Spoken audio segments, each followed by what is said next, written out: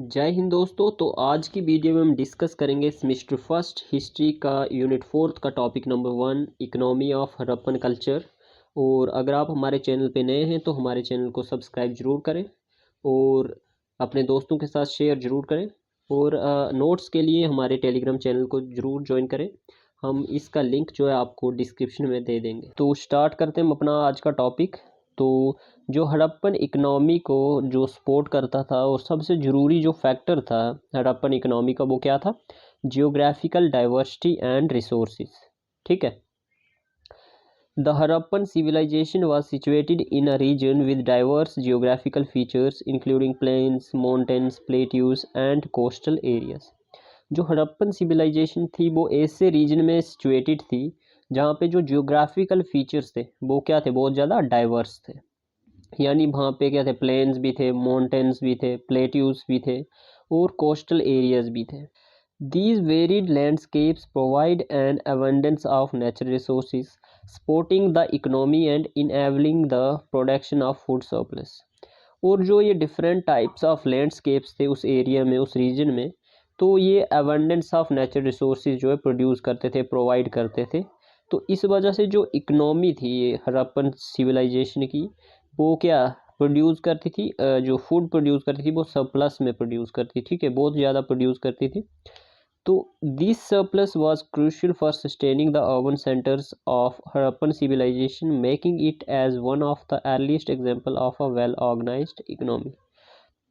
और जो ये सरप्लस में फूड प्रोड्यूस किया जाता था, ठीक है, बहुत ज़्यादा नेचुरल रिसोर्सेज थे, तो इस वजह से सरप्लस में जो फूड प्रोड्यूस होता था तो इससे जो अर्बन सेंटर्स थे वो सस्टेन होते थे। ठीक है, वो चलते थे। ठीक है, जैसे हम आज की बात करें तो जो अर्बन एरियाज़ हैं, सिटीज़ हैं, वहाँ पे तो एग्रीकल्चर नहीं होता जाता, वहाँ पे नॉन एग्रीकल्चरल एक्टिविटीज़ ज़्यादा होती।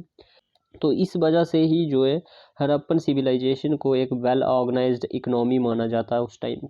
नेक्स्ट अब देखते हैं एग्रीकल्चर एंड फूड प्रोडक्शन।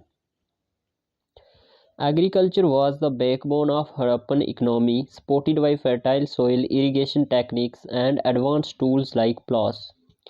ठीक है, जो हड़प्पन सिविलाइजेशन की बैकबोन थी वो क्या था? एग्रीकल्चर था। एग्रीकल्चर बैकबोन मानी जाती थी हड़प्पन इकनॉमी की। ठीक है, वो इसलिए क्योंकि जो हड़प्पन सिविलाइजेशन थी वो एक ऐसे रीजन में सिचुएटेड थी जहाँ की जो सॉइल थी वो बहुत ज़्यादा क्या थी? फर्टाइल थी। और जो हड़प्पन सिविलाइजेशन के जो लोग थे वो इरिगेशन टेक्निक्स को बहुत अच्छे से जानते थे यूज़ करना, और एडवांस टूल्स का भी ये लोग जो है यूज़ करते थे, जैसे प्लास, हल वगैरह का यूज़ करना। ठीक है, तो इस वजह से जो है एग्रीकल्चर जो है बैकबोन मानी जाती थी हड़प्पन इकनॉमी की। उसके बाद evidences of ploughs have been found at sites such as Kalibangan and Banawali with irrigation canals unearthed at Shortughai. और उसके बाद जो हमें एविडेंसेस मिलते हैं इन टूल्स का यूज़ के, वो कहाँ मिलते हैं? कालीबंगन में और बानावली साइट्स में। और इरिगेशन कैनल्स के जो एविडेंसेस मिलते हैं वो कहाँ मिलते हैं? शॉर्ट तुंगाई में। Farmers cultivated a variety of crops based on regional conditions. और जो फार्मर्स थे वो डिफरेंट टाइप्स की जो क्रॉप्स ग्रो करते थे उस टाइम पे। ठीक है, अकॉर्डिंग टू सीजन्स। ठीक है, रीजनल कंडीशन के मुताबिक, जैसी कंडीशन होती थी डिफरेंट रीजन्स की उसके मुताबिक जो है डिफरेंट टाइप्स ऑफ क्रॉप्स जो ग्रो की जाती थी उस टाइम। सबसे पहले है grains. Wheat was found at Mohenjodaro and Harappa while barley was grown in Kalibangan, Harappa and Mohenjodaro. Wheat के जो एविडेंसेस हैं, ठीक है, वो हमें कहाँ मिलते हैं? मोहनजोदारो और हड़प्पा में। जबकि बार्ली की जो प्रोडक्शन की जाती थी, ग्रो किए जाते थे, वो कहाँ किए जाते? कालीबंगन, हड़प्पा और मोहनजोदारो में। उसके बाद राइस। ठीक है, evidences of rice cultivation was found in regions like Kalibangan, Lothal, Rangpur and Harappa. ठीक है, इन साइट्स पे जो है हमें एविडेंसेस मिलते हैं किसके? राइस कल्टीवेशन के। Other crops like millet, sesame, watermelon, dates, peas and cotton were also grown। ठीक है, और भी ये जो बहुत सारी चीज़ें जो ग्रो की जाती थी हड़प्पन सिविलाइजेशन के दौरान। Advanced farming techniques and water management systems such as bunds and canals helped increase agricultural productivity। ठीक है, और इस सिविलाइजेशन के दौरान जो है बहुत सारी जो फार्मिंग, एडवांस फार्मिंग टेक्निक्स थी। ठीक है, वाटर मैनेजमेंट सिस्टम, जैसे वाटर को स्टोर करना। ठीक है, तो ये सब चीज़ें जो यूज़ की जाती थी, कैनल्स का यूज़ किया जाता था, तो इस वजह से जो है एग्रीकल्चरल प्रोडक्टिविटी ये जो है वो बहुत ज़्यादा इंक्रीज़ होती गई, और जो प्रोडक्शन थी वो सब सरप्लस में जो है होती गई। ठीक है। उसके बाद जो नेक्स्ट फैक्टर है जो हेल्प करता है हड़प्पन इकोनॉमी को डेवलप होने में, वो क्या है? Animal husbandry and hunting. ठीक है। The Harappans practised animal husbandry alongside agriculture.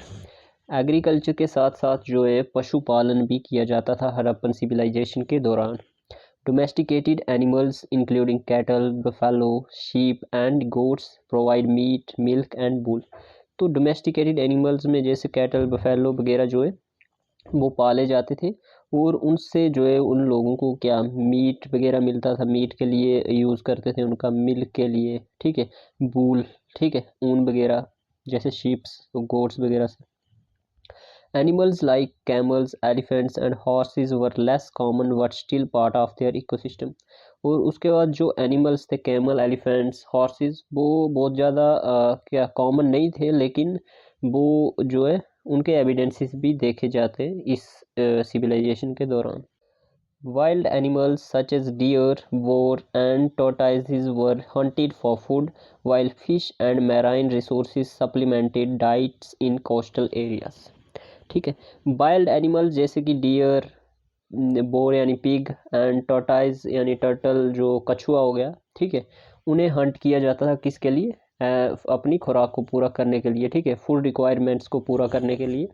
जबकि फ़िश और मैराइन रिसोर्सेज, ठीक है, जो कोस्टल एरियाज थे, वहाँ पे डिफरेंट टाइप्स ऑफ फिश और अदर क्रिएचर्स जो कोस्टल एरियाज में पाए जाते हैं। ठीक है। हाँ, समुद्री एरिया हो गया, ठीक है, जो नदियाँ हो गई, उनमें जो डिफरेंट टाइप्स ऑफ जो रिसोर्सेज थे उन्हें यूज़ किया जाता था कोस्टल एरियाज में as a food. Next point है क्राफ्ट्स एंड इंडस्ट्रीज। ठीक है। The Harappan civilisation was known for its diverse industries and crafts which were centred in urban hub like Mohenjodaro. ठीक है। जो हड़प्पन सिविलाइजेशन थी उस दौरान जो है डाइवर्स इंडस्ट्रीज़ और क्राफ्ट्स जो है बनाए जाते थे। ठीक है। और जो मेन अर्बन हब था इन सब चीज़ों का, इंडस्ट्रीज़ का, क्राफ्टमैनशिप का, वो कौन था, कौन सी सिटी थी? मोहनजोदारो। ठीक है। Textiles, the spinning and weaving of cotton and wool were significant activities. ठीक है। कॉटन और वूल को स्पिन करके उसके बाद उन्हें बुनकर डिफरेंट टाइप्स की जो है चीज़ें बनाई जाती थी उस टाइम पे, और ये भी एक जो एक सिग्निफिकेंट एक्टिविटी थी उस टाइम की। Spindles, balls, and evidences of dyeing practices have been found in Harappan settlements. ठीक है। स्पिंडल्स, बॉल्स और जो डाइंग एक्टिविटीज़ यानी कलर करना, ठीक है, कपड़ों को, वो भी हड़प्पन सिविलाइजेशन में हमें एविडेंसेस मिलते हैं। ठीक है। नेक्स्ट पॉइंट है metallurgy. Harappans were skilled in working with metals like gold, silver, bronze, copper, tin and lead. ठीक है। जो हड़प्पन्स थे वो मेटलर्जी में भी बहुत ज़्यादा क्या थे? स्किल्ड थे, यानी डिफरेंट टाइप्स के मेटल्स को कैसे बनाना है, यूज़ करना है, कैसे उन्हें प्योरीफाई करना है, ठीक है, कैसे उन्हें निकालना है, तो वो सब वो बहुत अच्छी तरह से जानते थे उस टाइम के जो सिविलाइजेशन के जो लोग थे। Copper were source from Rajasthan Khetri mines. और उस टाइम में जो है कॉपर कहाँ से सोर्स किया जाता था? राजस्थान की खैत्री माइंस से। जबकि गोल्ड कहाँ से आता था? कर्नाटका की कोलर माइंस से। Stone work, semi precious stones like Lapis lazuli जो है अफगानिस्तान से सोर्स किया जाता था। जैद एंड तुर्क्यूजी कहाँ से? सेंट्रल एशिया से सोर्स किया जाता था। Were used to make ornaments and beads. ठीक है। और जो स्टोन्स का उस टाइम भी यूज़ किया जाता था ऑर्नामेंट्स, चीज़ें बनाने में, और बेड्स यानी जो माला वगैरह जो लोग पहनते, ठीक है, ठीक है, हार वगैरह हम बोल सकते हैं, तो इन सब चीज़ों को बनाने में यूज़ किए जाते थे उस टाइम पे भी। ठीक है, हज़ारों साल पहले। उसके बाद है pottery and beads. Pottery making and bead crafting were highly developed with items often traded both locally and international. Pottery making और वेड क्राफ्टिंग जो है हाईली डेवलप्ड थी उस टाइम पे, और जो ये जो डिफरेंट टाइप्स की जो क्राफ्टमैनशिप, ठीक है, क्राफ्ट की जाती थी आइटम्स, वो लोकली और इंटरनेशनली ट्रेड की जाती थी उस दौरान। ठीक है।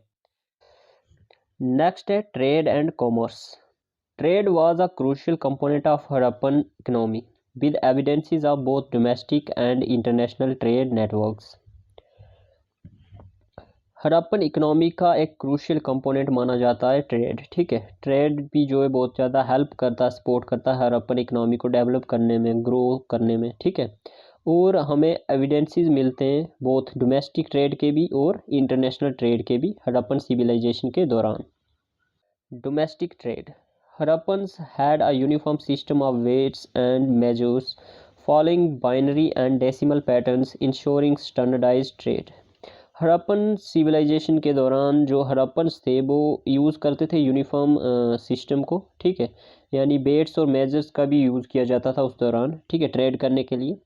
ठीक है, जैसे कि एक यूनिट में जैसे कोई ग्रेन अगर हम तोल रहे हैं, ठीक है, जैसे 16 यूनिट में मैंने उसे वेट किया, तो जब वो दूसरी जगह जब जाता था तो वहाँ पे भी उसी सेम यूनिट में उसे क्या किया जाता था, मेज़र किया जाता था।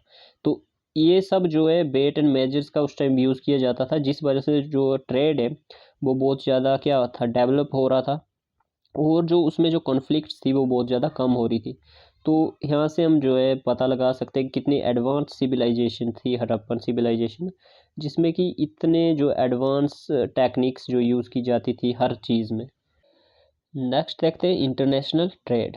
Harappan seals have been found in Mesopotamian cities like Susa, Ur and Nippur, indicating strong trade links. ठीक है, जो हड़प्पन सील्स थी वो कहाँ मिलती हैं, मेसोपोटामियन की कुछ सिटीज़ में, जैसे सुसा, उर और निपुर में मिलती हैं। तो इस वजह से हम समझ सकते हैं कि जो हड़प्पन सिविलाइजेशन थी, हड़प्पन पीरियड के दौरान जो है इंटरनेशनल ट्रेड किया जाता था। Similarly Mesopotamian seal have been discovered in Mohenjodaro. इसी तरह जो मेसोपोटामियन सील थी वो कहाँ डिस्कवर की जाती है, कहाँ मिलती है, मोहनजोदारो में, जो कि मेन सेंट्रल अर्बन हब था किसका, हड़प्पन सिविलाइजेशन का। Goods such as beads, ceramics and shell products were exported while imports include silver, wool and other perishable items। ठीक है, गुड्स कौन कौन सी एक्सपोर्ट्स की जाती थी, जैसे बीड्स हो गई, ठीक है, माला वगैरह, डिफरेंट टाइप के ऑर्नामेंट्स, सिरेमिक्स यानी पोट्री वगैरह, ठीक है, बर्तन वगैरह जो मिट्टी के बने होते थे, और शेल प्रोडक्ट्स। ठीक है, डिफरेंट टाइप के जो जानवरों के जो शेल्स थे उनके जो प्रोडक्ट्स बने होते थे वो एक्सपोर्ट किए जाते थे, जबकि इंपोर्ट क्या किया जाता था हड़प्पा में, सिल्वर, बूल और अदर पेरिशेबल आइटम्स। वो आइटम्स जो मतलब ज़्यादा टाइम बना रहती हो। ठीक है, पेरिशेबल हो गया मतलब कुछ समय बाद जो है वो पेरिशेबल हो जाती, मतलब ख़त्म हो जाती हैं, सड़ जाती हैं। उसके बाद की पोर्ट्स थे हड़प्पन सिविलाइजेशन के दौरान। Lothal with its large dockyard served as a major trade hub. ठीक है, लोथल जो था सबसे बड़ी बंदरगाह थी, जो वो क्या थी, कहाँ पे थी, लोथल में, और इसे जो है मेन ट्रेड हब माना जाता था उस टाइम पे। ठीक है, अदर कोस्टल साइट्स लाइक सुत कैंगोर and Sotka on the Makran coast facilitated maritime trade. ठीक है, तो इनकी प्रोनाउंसिएशन एक बार गूगल पे चेक कर लेना, ठीक है, अगर गलत हो गई होगी तो। ठीक है, तो ये जो सबसे जो समुद्री ट्रेड किया जाता था इन सब जो कोस्टल साइट्स थी, ठीक है, वो इन सब जो है पोर्ट से किया जाता था। ठीक है, ट्रेड, तो चाहे डोमेस्टिक हो या इंटरनेशनली।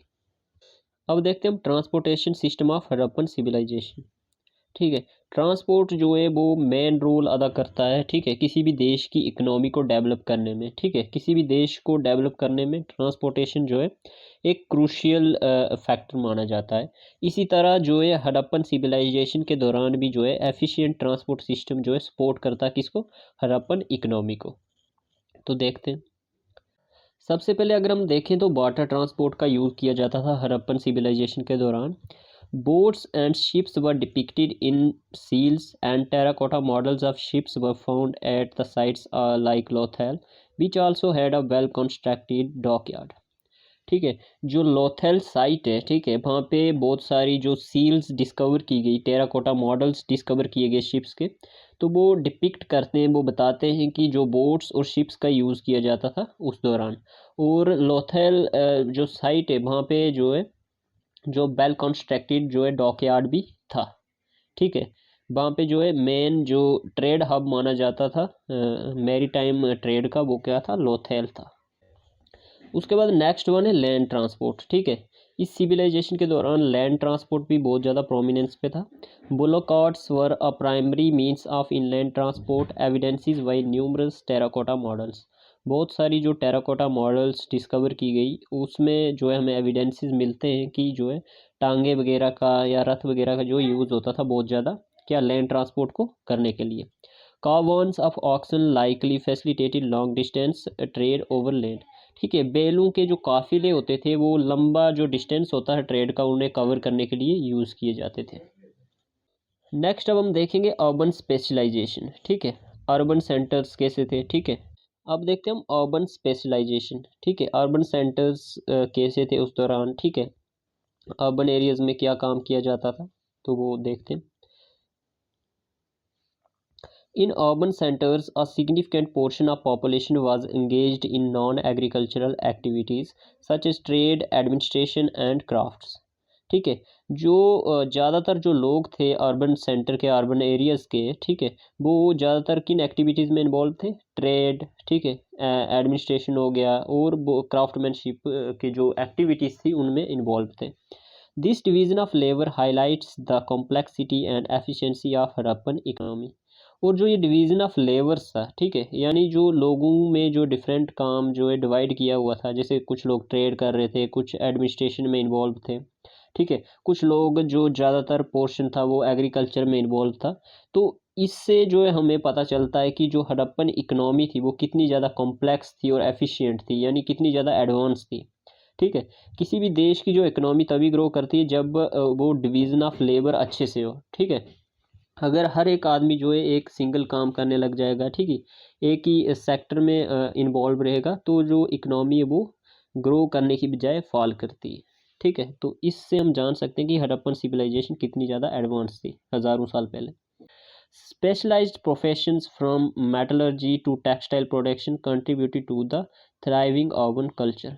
और जो स्पेशलाइज्ड प्रोफेशंस थे जैसे मेटलर्जी, ठीक है, मेटल्स वगैरह का काम करना, जैसे सोनार का काम, लोहार का काम, ये वगैरह टेक्सटाइल प्रोडक्शन जैसे जो प्रोफेशंस थे वो बहुत ज़्यादा कंट्रीब्यूट करते थे अर्बन कल्चर को इम्प्रूव करने के लिए, एमर्ज करने के लिए, ग्रो करने के लिए, और सपोर्ट करते थे हम किसकी, हड़प्पन इकनॉमी में। एट लास्ट अब देखते हैं हम इस टॉपिक का कंक्लूजन। ठीक है, जब भी आप आंसर लिखते हो तो कंक्लूजन जरूर दिया करो। ठीक है, कुछ जो टीचर्स होते हैं, चेकर्स होते हैं, ठीक है, आपका एग्ज़ाम को चेक करते हैं तो वो ज़्यादातर आपकी इंट्रोडक्शन और कंक्लूजन ही चेक करते हैं, तो अपने आंसर में आप कंक्लूजन जरूर दिया करो। The Harappan economy was a well organised and diverse system that combined agriculture, trade and crafts with efficient transport and advanced tools.